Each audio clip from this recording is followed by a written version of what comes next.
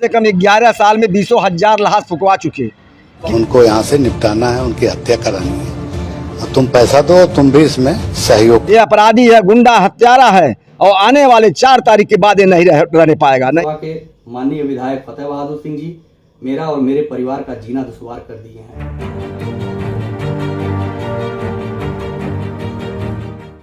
नमस्कार, मैं राजीव रंजन। आप देख रहे हैं स्टेट प्राइम न्यूज और एपी न्यूज। अभी गोरखपुर जनपद के पीपीगंज थाना के अंतर्गत आप पहुंचे हैं भाजपा के सदस्य राजीव रंजन चौधरी के आवास पर।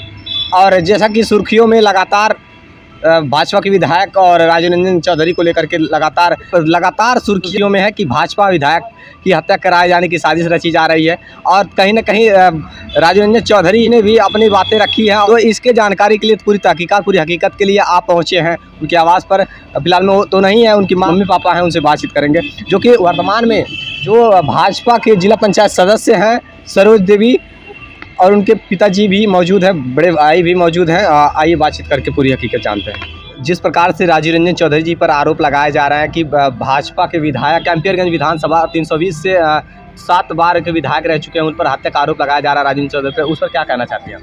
मैं सरोज देवी जिला पंचायत सदस्य हूँ, वार्ड नंबर 15 से हैं और यहाँ ब्लॉक के सदस्य हूँ।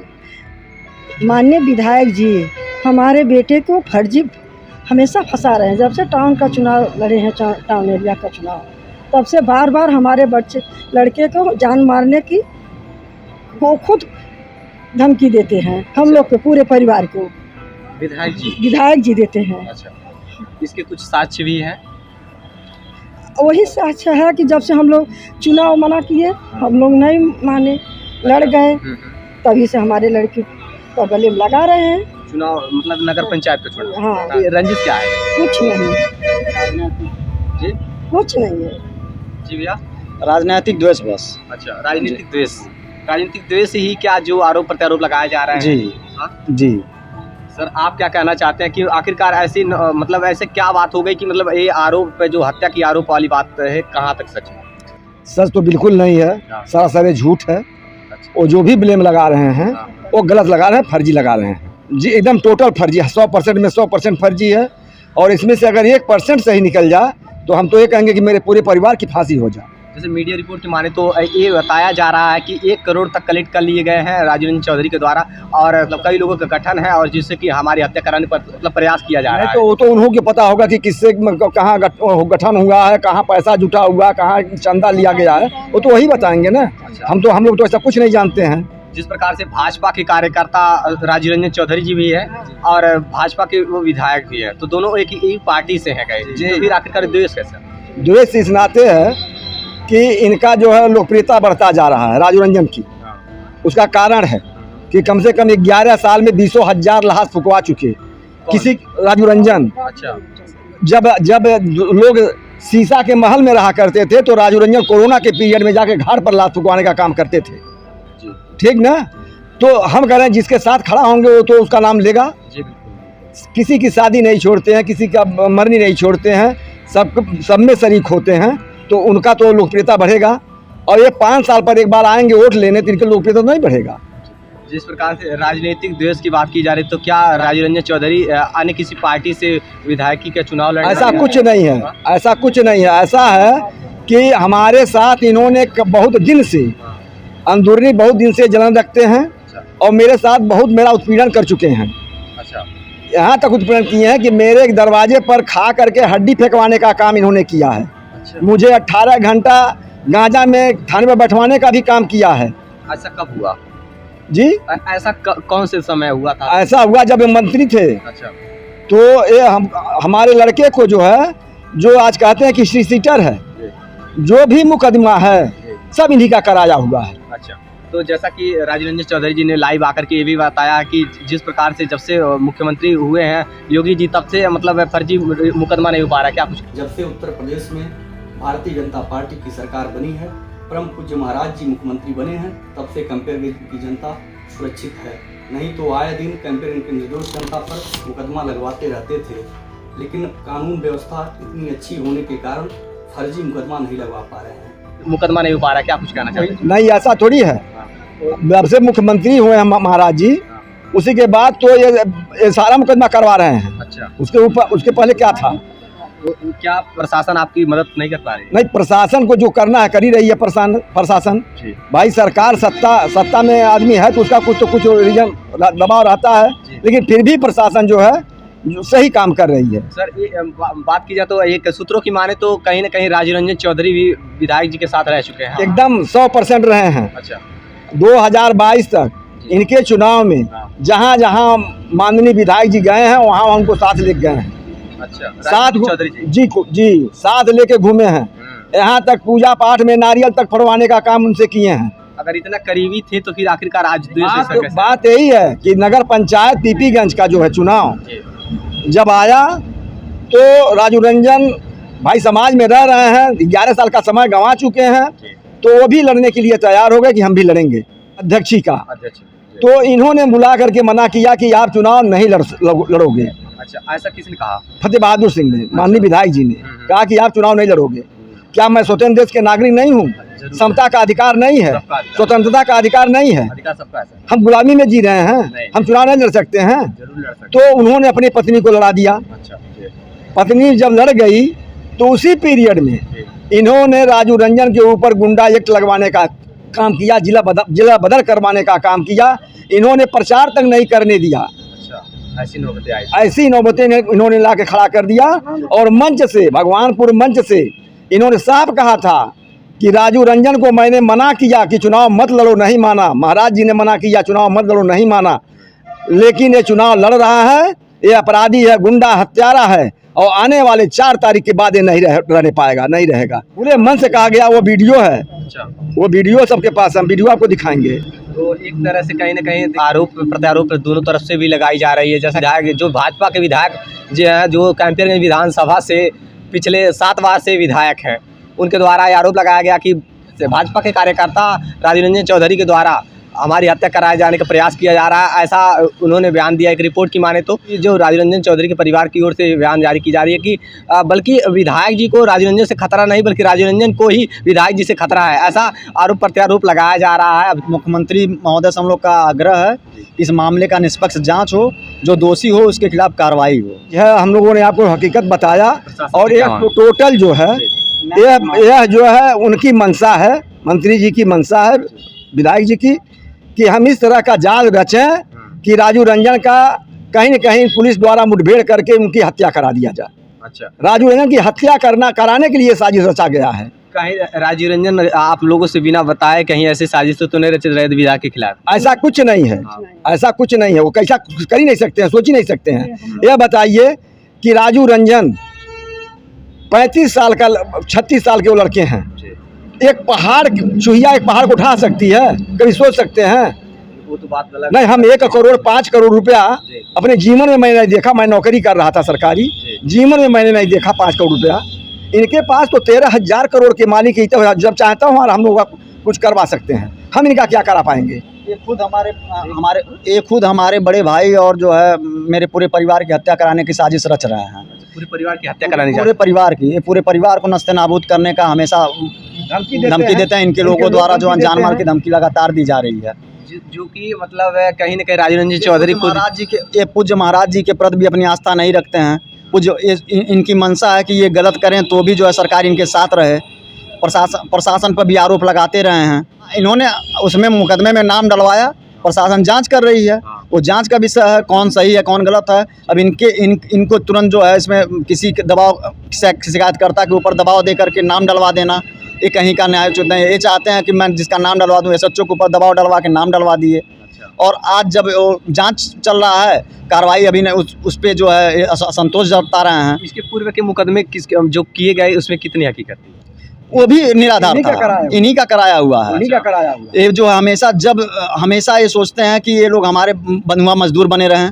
जब हम लोग आवाज़ उठाना चाहते हैं तो ये चाहते हैं कि मतलब दबा दिया जाए। कोई भी हमारे क्षेत्र में जो है इनके खिलाफ बोलना शुरू करता है, उसको फर्जी मुकदमे में फंसाने का काम माननीय विधायक फतेह बहादुर सिंह द्वारा किया जाता है। ऐसा इनका इतिहास रहा है। ऐसे कैंपेगंज विधानसभा में हम ही नहीं, आप पता करेंगे तो आप लोग सक्षम हैं तो बहुत सारे हजारों की संख्या में ऐसे मुकदमे से पीड़ित लोग मिलेंगे। जिस प्रकार से उन्हें लोकप्रिय विधायक कहा जाता है और ये कोई लोकप्रिय नहीं है, ये सस्ती लोकप्रियता के लिए। अब सोच लीजिए उनका स्तर ये है कि वो सस्ती लोकप्रियता के लिए इस स्तर पर उतर गए हैं। जैसे विकास पुरुष के नाम से जाना नहीं, विकास पुरुष नहीं, वो जो धन बली हैं, वो धन बली हैं, बाहुबली हैं, ठीक ना, धन बली है, बाहुबली है। एक ये कि वो विकास पुरुष हैं तो ये असंभव वाली बात है। जैसे लोग भी कहते रहते हैं सर कि जैसे वो विकास पुरुष हैं और उनके कुछ चुनाव जीतना, चुनाव जीतना अलग चीज है। चुनाव कैसे जीतते हैं वो तो उनके दिल पर हाथ रख के पूछा जा कैसे जीतते हैं। उनके घर में उनकी पत्नी एक लक्ष्मी के रूप में आई हैं, साधना सिंह जो है, श्रीमती साधना सिंह लक्ष्मी के रूप में आई हैं। और चुनाव के पीरियड में इतना लोकप्रिय होते तो उन महिला को, बेचारी को रात दिन क्षेत्र में दौड़ना नहीं पड़ता, गोड़ में छाला पड़ जाता है। तो लोग ये सोचते हैं कि अब की वोट इनको नहीं देंगे, फिर भी जब वो पहुंच जाती हैं तो लोगों के अंदर एक भावना पैदा होता है कि स्वर्गीय वीर बहादुर सिंह की पतोहू हैं और बेचारी बहुत अच्छी हैं, उनके नाम पर इनको वोट मिल जाता है। तो जो भी लोकप्रियता है अपना बना लें, लेकिन इनका लोकप्रियता है नहीं। जैसे कि स्वर्गीय वीर बहादुर सिंह जैसे कि भूतकालीन मुख्यमंत्री रह चुके हैं उत्तर प्रदेश के, और जैसा कि आरोप प्रत्यारोप दोनों तरफ से भी है और इस मामले की कहीं ना कहीं जांच होनी चाहिए। एक तरह से जिस प्रकार से आपने कहा कि सस्ती लोकप्रियता, तो विधायक जी को, जैसे विधायक जो वर्तमान में है वो 7 बार से विधायक कैसे रह सकते हैं अगर लोकप्रियता ना होती तो? मैं तो बताया, हम लोकप्रियता होती तो अब पर्चा भर के दूसरे क्षेत्र में जाते प्रचार करने, अपने क्षेत्र में नहीं आते। 7 बार से हो गए हैं, अपने आप जीत जाते। लेकिन जब चुनाव आ जाता है तो 4 महीना 6 महीना दौड़ते अपने तो दौड़ते ही हैं, लेकिन उनकी पत्नी, उनके सारे परिवार के लोग, उनके नात रिश्तेदार भी दौड़ते हैं। अगर लोकप्रियता होती तो ऐसा नहीं करना पड़ता। राजीव रंजन चौधरी का क्या उद्देश्य है? किस मामले में? राजनीतिक मामले में अभी कुछ नहीं उद्देश्य है। हाँ, जो अभी हैं वो हैं, अपना काम कर रहे हैं जी। सब आगे क्या कुछ करना है? नहीं, अभी आगे के बारे में तो कुछ नहीं बताया जा सकता, तो भविष्य की बात ये ना। हम कह रहे हैं कि ये आज 10 साल से भाजपा में आए हैं, माननीय विधायक जी 10 साल से आए हैं। मुझे भाजपा में आए कम से कम 30 साल हो गया, 40 साल हो गया। यानी कि 30 वर्षों से, मतलब यानी कि आप भी रह चुके हैं भाजपा में? बिल्कुल भाजपा में रहे हैं। हमारे यहाँ जब माननीय पंकज चौधरी जी जब चुनाव लड़ने आए हैं तो मेरा क्षेत्र महाराजगंज संसदीय क्षेत्र में था, मेरा एक गाँव, तो हम लोग महाराजगंज में आते थे। तो जब पंकज चौधरी जी यहाँ आए हैं चुनाव लड़ने, उसी समय मैं कांग्रेस का झंडा उतार करके और भाजपा का झंडा लिया। मैं नौकरी में था, इस नाते सदस्यता तो नहीं ले सकता था भाजपा का, लेकिन मेरा सहयोग पूरा भाजपा की तरफ रहा है। ये अभी 10 साल से आए हैं, ये किसी के हैं नहीं। ये बसपा में गए, ये जो कांग्रेस में गए, ये भाजपा में आए, कल ये सपा में जाएंगे। सर, तो नेताओं का, हर नेता का कार्य होता है पार्टी को बदलना। नहीं, हर नेता का नहीं है। बहुत सारे लोग ऐसे हैं कि आज तक एक ही पार्टी में रह गए। लोकप्रिय तो कहा जाएगा महाराज जी को। अच्छा, ऐसे तो कई ऐसे नेता सामने आए सर जो चुनाव जीतने के लिए पार्टियां बदलते हैं। हाँ, तो वही हाल इनका है। अच्छा, बस इनका वही हाल है कि चुनाव हम किसी तरह जीते और मंत्री बने। मेन मंशा इनकी यही है। तो देखा आपने, जो कुछ भी है प्रशासन इस मामले की जांच करे, दोनों पक्षों की जांच करे, आखिरकार इस मामले की क्या हकीकत है जो कि सुर्खियों में लगातार चल रही है। तो दोनों पक्षों का आरोप प्रत्यारोप लगाया जा रहा है। तो उसने मुझे बताया कि उसके पास कुछ लोग गए और चंदा मांग रहे थे कि उनको यहाँ से निपटाना है, उनकी हत्या करानी है, और तुम पैसा दो, तुम भी इसमें सहयोग करो। मैंने तुरंत लखनऊ आया और पहले तो एसएसपी को मैंने दिया, फिर माननीय मुख्यमंत्री जी को दिया। मुख्यमंत्री जी ने कहा कि मैं इसकी जांच करा के कार्रवाई करूँगा। आज 11 दिन हो गए हैं, लेकिन मेरे तक अभी कोई जानकारी नहीं आता। मुझे सूचना मिली है कि स्थानीय पुलिस लीपापोती करने में, चीजों को अदरवाइज में लेकर के, और उन अपराधियों से मिली। हमने सोचा केंद्रीय नेतृत्व को भी अवगत करा दे, तो हमने अवगत करा दिया कि ये स्थितियां हैं, ताकि अगर भविष्य में कोई घटना हो तो दोनों हमारी सरकारें जाने कि हमारे विधायक की हत्या क्यों। हाँ, कुछ सिस्टम बदल गए हैं, काम तो हो रहे हैं, लेकिन सिस्टम बदल गए हैं, उसको ठीक करना पड़ेगा, चाहे वो संगठन स्तर पे हो, चाहे प्रशासनिक हो। जैसे राजीव रंजन द्वारा भी कहा गया, जैसे राजीव रंजन चौधरी भारतीय जनता पार्टी का एक समर्पित कार्यकर्ता हूँ। मेरी माता श्रीमती सरोज देवी कैंपरगंज विधानसभा के वार्ड नंबर 15 से भारतीय जनता पार्टी की जिला पंचायत है। कैंपरगंज विधानसभा के माननीय विधायक फतेह बहादुर सिंह जी मेरा और मेरे परिवार का जीना दुश्वार कर दिए हैं और मुझे फर्जी मुकदमा में फंसाकर जेल भिजवाना चाहते हैं। हमारे कैंपेन विधानसभा के हजारों लोगों के ऊपर फर्जी मुकदमा लगवाकर जेल भिजवाते रहे हैं। जब से उत्तर प्रदेश में भारतीय जनता पार्टी की सरकार बनी है, परम पूज्य महाराज जी मुख्यमंत्री बने हैं, तब से कैंपेन की जनता सुरक्षित है। नहीं तो आए दिन कैंपेन के निर्दोष जनता पर मुकदमा लगवाते रहते थे। लेकिन कानून व्यवस्था इतनी अच्छी होने के कारण फर्जी मुकदमा नहीं लगवा पा रहे हैं। इसी कारण से वो मेरी हत्या करवाना चाहते हैं। लोकसभा चुनाव में माननीय विधायक फतेह बहादुर सिंह व उनकी पूरी टीम समाजवादी पार्टी के लिए प्रचार कर रही थी। मैं भारतीय जनता पार्टी व महाराज जी का सच्चा कार्यकर्ता हूं। मैं पूरी जिंदगी भारतीय जनता पार्टी के लिए समर्पित हूं। मैं उत्तर प्रदेश के माननीय मुख्यमंत्री परम पूज्य महाराज जी के चरणों में विनती करना चाहता हूं कि कैंपेगंज के विधायक फतेह बहादुर सिंह मुझे व मेरे परिवार के जीवन की रक्षा करें। रही है इस मामले की प्रशासन जांच करे, न्यायोचित करे। और कुछ कहना क्या था? हमको न्याय चाहिए, हमको यही है कि हमको न्याय चाहिए। अगर मैं दोषी हूँ तो मुझे दंड मिले, अगर वो दोषी है तो उनको दंड मिले। माननीय मुख्यमंत्री जी, परम पूज्य महाराज मुख्यमंत्री योगी आदित्यनाथ जी से मेरा अनुरोध है कि मेरे भाई का मेरे पूरे परिवार की सुरक्षा की जाए। हम लोग को न्याय मिलना चाहिए।